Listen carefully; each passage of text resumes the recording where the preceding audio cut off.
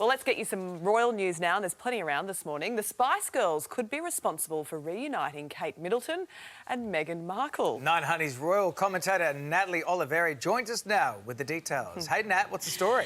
Hi, David. Hi, Sylvia. Yeah, wouldn't this be amazing? Victoria Beckham has reportedly invited the Duchess of Cambridge and the Duchess of Sussex, of course their husbands as well, Prince Harry and Prince William, to the wedding of Brooklyn Beckham, which of course is Victoria and David's eldest son. Now, Kate and Meghan haven't seen each other since March at the Commonwealth Day service, where they were seen with a very frosty exchange. So it's very unclear how this new reunion will go about. Victoria is said to be quite worried about bringing together Kate and Meghan, particularly in light of that long-running feud between their husbands. But David says that the royals should be able to handle such a delicate situation. However, this reunion won't really happen for any time soon. Brooklyn has postponed his wedding to his actress girlfriend until 2022 because of the coronavirus pandemic. So we could be waiting some time before Kate and Meghan do sort of... They could really mount up some biff by then too. Yeah, could really the tension. You know, you don't talk forever. Builds and builds. I mean, Victoria and Meghan are said to be quite close now, particularly since Meghan moved to the US.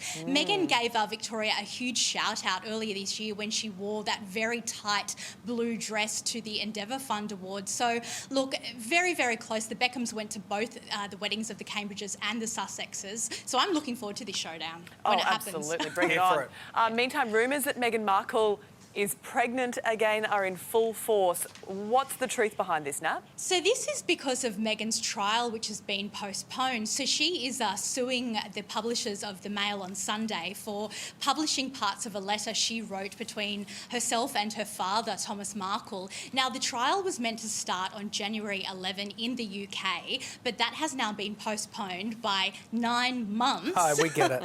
Yeah, and look, the judge has actually kept the reason for the postponement confidential, and a lot of people are saying that this 9 months means that Meghan is planning to have a baby in that time.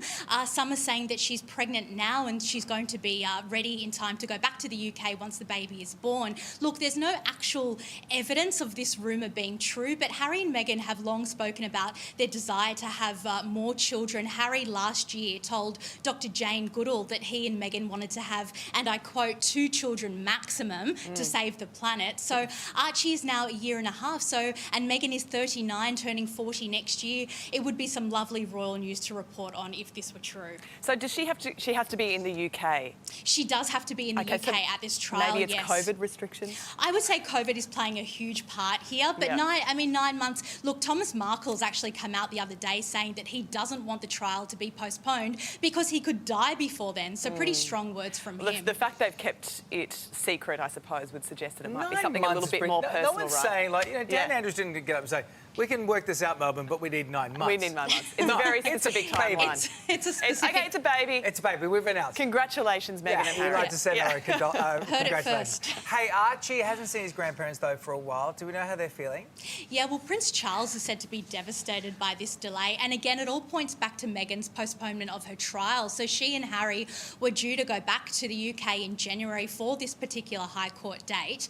But now that's been postponed, and Charles was said to be looking forward to seeing Archie, who, as I said, is a year and a half now. The royal family has not seen baby Archie since late last year. So it's a huge thing, especially for the Queen, who is 94. Prince Philip is 99, and I'm sure they'd be really wanting to see their great-grandson too. And even the Cambridges, you know, you've got Prince George, Princess Charlotte and Prince Louis. They're all growing up without their little cousin. It's so tough, isn't it? Prince William and Kate are presenting the Pride of Britain Awards. That's happening right now. What can you tell us? It is. So the Duke and Duchess of Cambridge are one of the many celebrity guests to present an award at the Pride of Britain Awards, which recognise members of the UK, just average people really, for going above and beyond for their community. And the awards are being held virtually this year because of the coronavirus pandemic.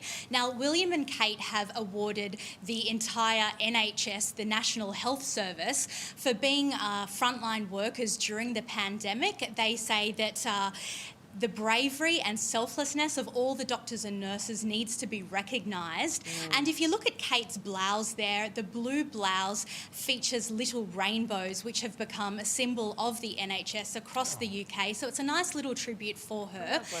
Prince Charles has also awarded an award to someone who has survived the horrors of domestic violence and then went on to build her own ethical clothing company. And Captain Tom Moore, the 100-year-old war veteran, has also been recognised for raising more than $60 million for the NHS. So lovely stories there coming out from the UK happening right now. They really are. Just quickly before you go, Nat, the BBC has had to apologise to Princess Diana's brother. Why is that?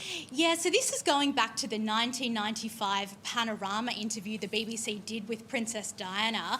Now, Martin Bashir, the journalist who conducted the controversial interview, is accused of using fake bank statements to lure Princess Diana to basically agree to do the interview. He was basically preying on her fears that she was being spied on by the MI5. Now, the BBC has finally apologised to Diana's brother, Earl Spencer, saying that it was the wrong thing to do.